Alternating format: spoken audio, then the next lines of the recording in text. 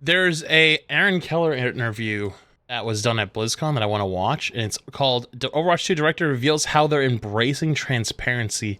But before that, though, really quick, Alec Dawson, who is like the balance guy over at Blizzard, lead hero designer on Overwatch 2. I think it's time some of the Roadhog players get some love. What are your plans for them? We're starving. 2 new heroes revealed before the rework. And he responded with this very interesting GIF that says 7 days. Aaron was actually the one person I didn't get to talk to or see at BlizzCon because he was so busy. And I was so busy streaming. I didn't get to... I saw him really quick at the Blizzard party, but I didn't get to say hi to him because I was talking to a couple other people. And he was talking to somebody else too. So I didn't get to say hi to him, unfortunately.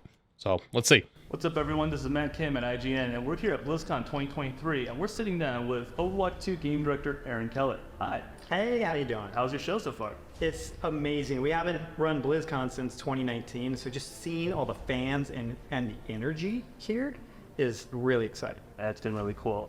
So just jumping right into it, Overwatch 2's big announcement during the opening show was not only Manga, the new hero, but also the next 2 heroes, Venture and Codename Space Ranger. Yeah, we really wanted to show players as much as we could of what's I love coming how it changed next year. microphones. So Malga is amazing, larger than life personality, but yet we showed Venture. We showed early gameplay footage of Venture in our What's Next panel, along with more concept art from Space Ranger. We also showed new game mode that we're releasing next year and a new map for it. Teased even another map that we had, showed a reworked competitive system we're working on, other game modes. It even talked a little bit about what's coming for Battle Pass changes. Now that I think was supposed to be really far out. I think they're going to show it again right here. It was far out for when that's happening. But, you know, it was a lot of little things that kind of like piled up, you know? Like I felt like there was enough in it for both hardcore competitive players like me and casual players, which was very interesting because it isn't just me saying this. Like, don't get me wrong, I love to be able to fucking meme, you know, the we're so back. I love to be able to meme that because I just think it's fucking hilarious. It wasn't just us in Overwatch that were saying that. Actually, a lot of the WoW guys were saying that as well. I think Esfun and Asmund both were saying that, like, this BlizzCon felt weird. Like, it felt like this was probably the most hopeful BlizzCon that has been in a long time. Like, it felt optimistic, right? Like, it didn't feel like, oh, well, we're here getting farmed again. Yay. So it's not just the Overwatch people that kind of felt that way. At least, I think they made tweets about it. They talked about it on their own stream. So you don't have to take my word for it. You can go find it, but... Now that's, I mean, I have to say I was kind of stunned because that's a lot. Like normally the new hero is sort of the big announcement, but we got a lot of new information about this. Is this new for Overwatch 2 as a team? It is new for Overwatch as a team. We want to be as transparent with our players as possible. We really want to show them all of this. And the reason why we want to do that is we want to rebuild trust, honestly, with our players, for one. And we'd also like to just give people that are really into our game, that played a lot, a chance to see what's coming and what they can look forward to people. They use games and they play games because they love those worlds. So I don't want to get too far ahead because I didn't know when Aaron was going with that. First off, it doesn't sound like it's a scripted interview because he's going like it sounds like it's off the cuff, which one is cool. 2, I mean, he's right though. Like people don't fucking trust you, rightfully so, right? Like, you know, like there's a lot of shit that's happened in the last year. You know what I mean? Like, you know, even after all the PvE bullshit, that was one of the first things I said after it was over was there's a chance that now that this is all behind us, all the PvE debacle is behind us, they actually focus on like what's important because like they failed PvE. It was a failure. It failed. You know, like there's still people that come up and go, well, PvE wasn't. Shut up. Shut the fuck up. PvE was canceled. Yeah, we'll get like a couple a couple missions here and there, and they talked about like, you know, the tower defense. Oh, that's cool. Hey, that's good for you. That's not a true PvE experience. It's like a PvE game that was originally promised, right? Like that's gone. But we're kind of like past that, right? And it's like they're looking towards building trust back and actually good shit and like trying to be more open with it. But they're gonna have to earn that. They can't just expect it to show up overnight. But at the same time, though, like, what do you expect them to say, right? Like they're gonna come out and they'll be like, "We want to rebuild this." So I think that they messaged pretty much perfectly at BlizzCon. We haven't finished the interview, obviously, but at BlizzCon it was pretty well done and showed just about everything you could probably wanted to be shown and said. But now they have to deliver. That's it. They have this attachment to them, and we want to like validate that passion by like showing them the things that are going to be coming. They can like look at that and say like, oh, this game is in good hands. I want to be able to continue like putting time and my energy into it also. Now, I don't think I'm out of pocket to say that in the games industry, you know, typically announcements focus on a single big thing, right? And roadmaps are a little bit new, I think, but they've been a little bit more common in live service games like one that you're working on yourself. Is this something that you've noticed just works better with a live service game like Overwatch 2? Yeah, I think that there's a few different aspects to this. So it's great to have big marketing beats and these moments where players kind of see new things come into the game. But I think every game out there it's a little bit different from each other. Even every game and every team in Blizzard is a little bit different from each other. We've had moments in the past with Overwatch where we didn't talk to players as much as we do right now, and we really kind of like pulled away. Even as early as last year, there's an example before we shipped Overwatch 2. Yeah. We made an announcement that we were putting heroes in our battle pass, and there was a big reaction from our community around that. And at the time, we thought it was best to just be radio silent there, because anything we said, the players would just kind of twist it into something. And we've kind of come 180 from that. Like what we want to do. I remember when that happened. I remember distinctly when that happened, because they had just talked about and promised about communicating more, and I was bullshit. I was fucking bullshit. Like, especially like we had that summit. Like we got to talk to a lot of people like behind the scenes and whatnot. You know, there's more than just like people always say like, oh, Flats, you just fucking farm negative content or whatever, like Doom or React content. What you understand is like that comes like months after shit. Like it's like, hey guys, like I think we should probably be working on this, or like, hey, like, you know, this is a kind of a problem. It's perpetuating for a very, very long time, and then nothing ever happens. So eventually it's just like, all right, fuck it, dude, like we'll just make a video and just be like, oh, Flats, why aren't you enjoying the game? Okay, because of these 4 reasons. So like when people come to my stream and start spamming, you know, oh, why weren't you playing this, or why do you not want to play the game anymore, or why do you want to quit? These are the reasons. There you go. Like, you know, I don't have to explain it to you. Boom, there it is. I laid it out for you. And I remember that very distinctly because it was one of the pain points and one of the back and forth points that we talked about back then, because they were like, well, you know, it's a free-to-play game, we got to make money. And I was kind of like, yeah, I hear you, but like the competitive integrity of the game kind of starts to fall apart a little bit when you do that. And they acknowledged it. They were like, yeah, that's true. But like they just were like, it's tough shit, other games do it. And I was like, well, that's not a good reason though. Like, you gotta have a better reason than that. But they didn't really have one, so they just kind of like went radio silent, you know? And then there was the whole debacle about counter swapping and all that shit going into Overwatch 2. But yeah, that for me was the first like, you guys made a promise again, you broke it. Since that point, they've kind of been a little bit better. And then a few months before the PvE debacle, they were doing okay. And then they kind of went silent again before PvE like bullshit got announced. And that was like my final straw. I was like, I'm toast. I'm gone. I'm see you later. Everybody knows I was gonna peace. But like now that the Microsoft deal's like kind of closed and like a lot of stuff has changed, a lot of people have changed over, it feels a lot different right now. Obviously there's that meme cycle of like, oh, like we're so back and like at the top, and then it's like, you know, you are here, and then eventually you're gonna be down here, and it's like it's so over, you know. But when people say like, oh, for like COD, right, like COD every year comes out and farms people, I think the reason why it's different for the Overwatch team is there's actual legitimate proof of history that the Overwatch team was handcuffed by Big Bobby Kotick, the big, most evil CEO of all time. And now that he's gone, well, that should technically unhandcuff them, right? So I don't know. I'll let it keep going. I'm rambling too much for this. With our players, and to let them know what is coming, even if it's something that might be taken negatively, we would like to get out in front of it and just be honest with those players. We have a new executive producer on the project. His name's Jared Noyce. Jared's funny. It's a really, really important value to him for us to be transparent with our players. And over the course of this last year, we've put out more information on our game than we ever have. We have a bi-weekly directors. Actually, I didn't see Jared at where I speak this weekend to the either. Community about my thoughts on the game, and we put out different blog pieces as well. And then we have moments like this. Okay, Aaron's blogs are top tier. Unfortunately, though, the average gamer does not read dev blogs. Like, that is for like creators and really hardcore players. Like, that's it. So BlizzCon, where we want to show people like really what we're doing. So what we're hoping is that our players see that, like, yeah, we do want to have this conversation back and forth with the community, and we are committed to like to putting the game out and like what we are working on with the game out in front of them. And what is the sort of effect of this new transparency policy been on the team? I think we really like it. It's hard for a team to hold on to something, and it's hard to feel like that you're being inauthentic with players.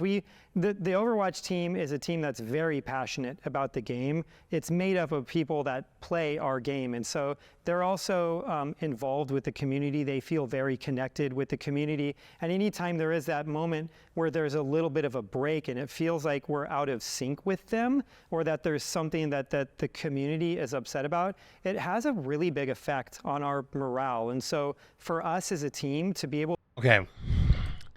I hope I don't get in trouble for this. It should be fine, but I hope I don't get in trouble for this. That is so fucking true. And you guys have no idea. I've not only just at BlizzCon, but like previous stuff. The amount of times I've been told that like people on the Overwatch team want shit to happen, but they couldn't because of X reason. A lot of it was bureaucracy. Again, going back to Big Bad Bobby. Especially at BlizzCon, I cannot tell you how many devs from the Overwatch team came out to me and were like, Flats, I fucking love all your shit. Like, you are fucking awesome. And I was like, oh, I appreciate you. And they're like, no, you, like, there was actually this one girl, she's like, no, you don't understand, dude. I swear to God, I link at least one of your videos a week into, like, like their, like, dev chats and go, what the fuck are we doing? Why are we not doing this? Like, with just, like, stuff that, like, we've talked about, or, like, things to improve the game, or things that, like, whatever. I've always noticed random clips sometimes of mine. They're, like, clipped, you know what I mean? And I just, like, that has a very weirdly high amount of views. That's interesting. That didn't end up on a Reddit or anything like that. And they fucking care, They give so much of a shit. But, like, how, and, like, so much just, like, gets in the way.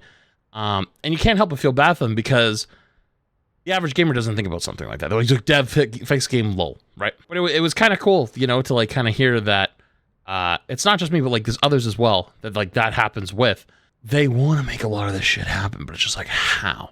It is kind of weird that like, maybe they have ideas and like they want the ideas to happen. If you've worked in corporate, you understand this thing. It's like you have an idea, but someone has more rank than you is like, no, I don't like that idea. But like my shit gets used as like well, this person who's like really well liked and well respected and a good player and has been around the community for a long time, also agrees that this is a good idea. So like, maybe we think about it a little bit more, and because like typically a lot of like players, especially like high ranked players, maybe not in balance, but like general game philosophies typically all agree with each other. SVP podcast highlights too. Yeah. I know that's another big one as well. Actually, I don't want to blow up their spot, but I've definitely heard of times where they're like, okay, we're waiting for the next podcast for you guys to talk about certain things. To actually put ourselves out in front of players like that has been really, really great. I imagine, given you said yourself that this is a 180. Give us some ideas now. I actually did get approached after, and they were like, "What'd you think of it?" And I gave them my feedback. And I talked about things that I'd also still like to see, Honestly, I imagine that's a little scary, but also very liberating. Yeah, and it can be scary at times. We don't know always what players are going to think of what we want to show them, and we have had some moments where we've talked about things with the community about what the game is turning into that they might disagree with, right? We launched last October with Overwatch 2. It had a new competitive system in it, for example. And as seasons went by, the community became more and more critical of that competitive system. And it always can hurt, maybe hurt is the wrong word, but to hear the critical feedback isn't something that you always want.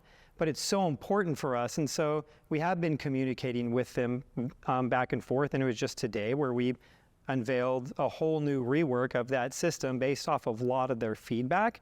And so, yeah, it can be scary, but then I think it's great for the game, and it does feel liberating to not have to be feeling like you can't be talking about these things. It is the more that a game team can be in line with their community, and that we're both kind of like moving towards the same goals, and that they can see that from the game team, the better it is. Overwatch as a brand is, I believe, 7 years on. Yeah, we launched in. Yeah, true. You think things like the SK video, right? I think back to the SK video a little bit. The SK video was so fucking good. And I was so glad that she did that. That was at a point where I was complaining about a lot of shit because there was a lot of shit wrong. I mean, there still is, but like, you know, I talked about every once in a while, like, comp doesn't feel good. It kind of sucks. Kind of felt like everything was grouped in quite a bit, you know? It's just because like there were so many things like at once. But then SK came out with just like focused on just comp. And then I did a react to it and a bunch of other streamers did reacts to it or whatever. And then they responded to it, which was insane. Like I've never heard of Blizzard responding to a creator's video criticizing something about the game, like ever. You know what I mean? Like tell me another time that's ever happened in Overwatch's history. Shop system needs okay, listen, I've been seeing you guys fucking talk about the shop the entire time. Guys, I hate to fucking break it to you. The shop's not that bad. It's really not. I agree. You know, on the stakes, like, oh, everyone says like Valorant, like people talk about like, well, Valorant bundles are so much and there's so much, but I think Valorant bundles are better. I think having the twirly knife is way fucking better than a random skin for a hero you don't play. But if you think that, look at something like the LeSeraphim bundle, I thought the LeSeraphim bundle was going to be $100 plus. I thought it was. How much was the LeSeraphim bundle, chat? It's like $60. I thought it was actually very, very, very, very well priced. I was fully expecting $100 or more. Oh, it was $50 with the credit. Oh, and they even, chat, okay, come on. They even did a credit sale where when you bought $50 worth of coins, you got extra coins. So they did a thing, so you got the money to actually get all the way up to finish it. Like, come on, like nobody talked about that? Nobody gives that credit? Like, sure, don't get me wrong. It's not the best. It could be better. There could be more ways to convert free currency to paid currency and stuff like that. There could be better. But like, it's real, like that is not top of the list at the moment. I'm sorry. Like that, like call me whatever the fuck you want, but it is not the top of the list. I'm sorry. It really isn't at the moment. 2016, right? In May of 2016. So we're 7.5 years out. That is a long time, and that is a community then that has grown up with the game effectively. And so, what you know, other than this transparency, and you know, and you mentioned that you're sharing more than you ever have. Like, have you noticed immediately? It's only been a day that this has been received positively by the community. There's been a lot of excitement over the things that we've announced at BlizzCon, and there's been a lot of people that have also been surprised at how much we've shown. But if you look back over the course of the past year, I think you can start to see a story emerge of us being more transparent with our community and us trying to be more upfront with the things that we're doing, and for us to communicate more. Sometimes it almost feels like we over-communicate with our community. And I know that we don't always put this much out in front of them, but there was a goal here, and the goal is to let people know that we are building the things that they want for this game. One of the things we said in the opening ceremonies is that Overwatch has never had such clarity of vision about the future, you know, and the future of this game is to continue to build what people love in it. Like, Overwatch is, I think, one of the world's best competitive shooters. And the way that our heroes move in the environment, the way that they rely on each other, and their abilities synergize with each other, and it produces this game where like every hero feels powerful, but you have to rely on the rest of your team to be successful. Okay, I'm gonna put one thing out there. They're showing these fucking weapon specs that aren't real. They're not real. Produces this game where like these aren't real. This is something that was shown going into the game. They're not real. They're not in the game. Where the fuck are they? Where are my weapon specs? It's been a year. That's Where the fuck are they? and soul of what makes this game tick. And so we want people that play that game, that feel that, and feel kind of like that magic, to be able to look at what we're doing and say like, yeah, that's what I want the Overwatch team to be doing. I want more heroes like that. I want. Where's my thumbs down? Now to just keep getting better, and that is what we're focused on. Humanity forward messaging Alerts for are off, humanity get style rolled. game. Yeah, and you know what's interesting about that is Overwatch. We've always put this message out there that we're a future worth fighting for. We want to be a game that represents people all around the world, you know. And sometimes it feels like Overwatch, the vision for what Overwatch is, especially since I took over as game director, is trying to define what Overwatch isn't, almost more than what it is. And so when we launched Overwatch 2 last October, that was different than the game that we talked about at BlizzCon in 2019. You know, that was just a PvP-focused part of the game. It was no longer this big, all-encompassing thing that we talked about. And we even later shifted again and narrowed the scope of that game, and we kept pulling parts of it away. And we came back to something that is similar to the original, but with a clarity of what the game actually is. We do want to represent all these people, but at the end of the day, our game is very competitive. It's very fast-paced, and a lot of people would consider it like intense and hardcore, and we love that about it. And we want to be able to deliver that for players. So wait, is this like the official, unofficial pivot back to like actually treating Overwatch as a competitive game again? Because like this isn't against Aaron. Like Overwatch like literally just got sent to the farm. Like this would have been great a few years ago. You know what I mean? Like Overwatch has been a much more casual game for quite a while. You know, there was like back at the beginning of Overwatch 2, I was like one of the people that was like kind of triumphing like the high idea of like, hey guys, stop banging your head against the wall playing comp, play some quick play with me. And like every streamer was like, no, I must play comp only. I am comp only streamer. And now like everyone plays some quick play, you know, like there's like a few people that don't like still, but most people still play a lot of quick play. And actually I was talking about with some people at BlizzCon. They were like, holy shit, like I've been playing tons of quick play recently. And I'm like, yeah, you know what? And I'm glad that we've kind of like helped shift the culture a little bit of streaming. Because I think if we stayed down the path of only comp only, I think we all would have lost our damn minds, you know? Because the game was not competitive. It's more casual nowadays. So this is an interesting thing to hear. Focusing on that competitive side of the game to give people more of it. Yes, the whole universe to Overwatch is this very approachable thing, but the game that we're building is a little bit different from that. And I think we've recognized that now, and we are pushing in that direction as hard as we can. Very cool. Well, you know, I want to congratulate you on such a successful show, and you know, and in this spirit of transparency, and then you know, to dig a little bit more about this clarity of vision. Do you have anything you'd like to share with our audience? Yeah, I mean, I'd love to. I could talk about this stuff all day, but when you look back, or when I look back at the history of Overwatch and some of the announcements we've made in order to be more transparent. The most recent one we did was when we talked to our players about no longer working on hero mode. And when you look at our announcement at our last BlizzCon in 2019 of what Overwatch 2 was supposed to be, that was a big component of it. And so we went out in front of players and told them like, hey, we want to deliver this to you. And then there was a moment just earlier this year where we talked about no longer delivering that. And a lot of players, I think probably justifiably, felt like that was a broken promise. From the horse's mouth himself. The next time somebody goes around and goes, well, Flats, it wasn't actually canceled. Link them this moment where the actual game director goes, yeah, we kind of broke a promise. And we knew when we did that people obviously weren't going to be happy about that. We didn't felt like it, followed up by justifiably so. Necessarily have to put it in front of players like that. And we knew there was going to be hopefully just a short... This isn't scripted. This is ad-lib. Like he is literally ad-libbing the whole way.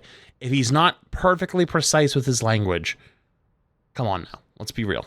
Hit because of it. A short-term hit for like player positivity and morale. But we chose to do that anyways, because we want to be honest with our players. We want to get in front of them that way. And if we could rewind the clock and have the choice to do that again, even knowing the consequences of it. I had the singular distinction for a while of being the game director of the worst reviewed game on Steam for a while. I would still go back and make the decision to be honest with our players. I want them to know what it is that we're making. And I think that's going to be our guiding light for the past year, and it's going to be our guiding light for the future of Overwatch. Well, this has been IGN with Aaron Keller. Thank you so much. And for That is so fucking funny, dude. What a giga Chad. Yeah, I was actually the game director of the worst reviewed game on Steam. Yeah, true, not wrong. I think the hopium is definitely kind of high at the moment, but definitely in a wait and see mode. I'm very much in wait and see mode now. You know, things look good. Things look pretty good, but obviously they have to deliver. So I'll probably still play variety. I'll probably, like, especially November. Like, November, there's not much happening. I'll probably play, like, some variety this November. December, I'll probably go back hardcore Overwatch again. You know, because December's, like, new season, stuff like that. And then going into the new year, you know, as things come out, take it easy. Like, I'm not going to be, like, going hardcore until things come out, right? But yeah, I'm very cautiously optimistic, but I will say this is the last chance I'm given.